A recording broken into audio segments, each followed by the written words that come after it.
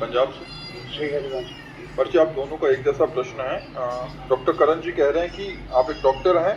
महाराज जी, मेरे अंदर बहुत ही अहंकार है। यदि मेरे से कोई गलत बात करता है और मेरे दिल को ठेस पहुंचे तो उस इंसान को मैं ऐसा नाराज हो जाता हूं कि वो मुझे पैर पकड़ पे माफी मांगे तो मैं उसे माफ नहीं करता। वैसे ही आपका भी प्रश्न है और आपका आप वैसे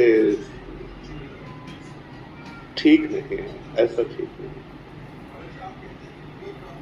हमें बहुत गंभीर स्वभाव का होना चाहिए और क्षमावान होना चाहिए। क्षमावान होने से भगवान की प्रसन्नता प्राप्त होती है, भगवान की कृपा प्राप्त होती है। और क्रोध करने से हमारा पतन ही होता है। क्रोध हमारे पुण्यों को नष्ट करता है, पुण्यों से ही सुख विधान बनता है। अगर कोई क्षमा मांग ले और क्षमा करने लायक अपराध हो तो क्षमा कर देना चाहिए और तुरंत मुस्कुरा देना चाहिए। हम मनुष्य हैं, हम पशुता को न धारण करें। क्रोध पशुता लाता है, हमारे अंदर आसुरी बुद्धि लाता है। हम क्रोध का त्याग करें, ये दोष है। काम, क्रोध, लोभ, मोह, मद, मत्सर, ये 6 दोष जीव को नर्क पहुंचाते हैं। त्रिविधम नरकस्येदम द्वारम नाशन मात्मनः कामः क्रोधा तथा लोभा तस्मादेव श्रेयम त्यजेत्। ये 3 तो खास करके नर्क पहुंचा देते हैं, काम, क्रोध और लोभ। इनको तीनों को त्यागना चाहिए। तो हमें लगता है कहीं कहीं क्रोधावेश दिखाने की आवश्यकता होती है, क्रोध करने की आवश्यकता नहीं होती है। क्रोध का नाटक करने की आवश्यकता होती है।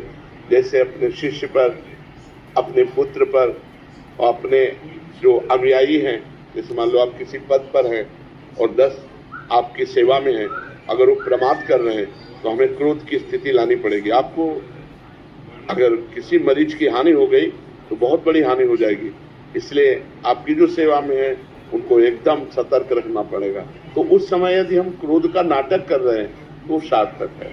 क्रोध अंदर से न करें। अगर किसी की गलती हमारे प्रति हो गई है और वो हमसे क्षमा मांग रहा है और क्षमा करने लायक है, जैसे लायक शब्द इसलिए बोल रहे हैं जैसे स्त्री शरीर है। अब किसी ने गलत दृष्टि से हमें छेड़ा तो हमें एक्शन लेना चाहिए, उसे छोड़ना नहीं चाहिए।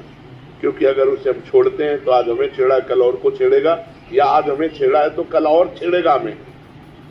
अगर वो हाथ जोड़ के कह देता कि कभी हम एक बार चांस देना चाहिए, जाओ दोबारा गलती नहीं होनी चाहिए, एक बार चांस देना चाहिए। इसलिए हम कह रहे हैं कि यह क्षमा करने लायक है तो एक बार क्षमा प्रयोग करना चाहिए।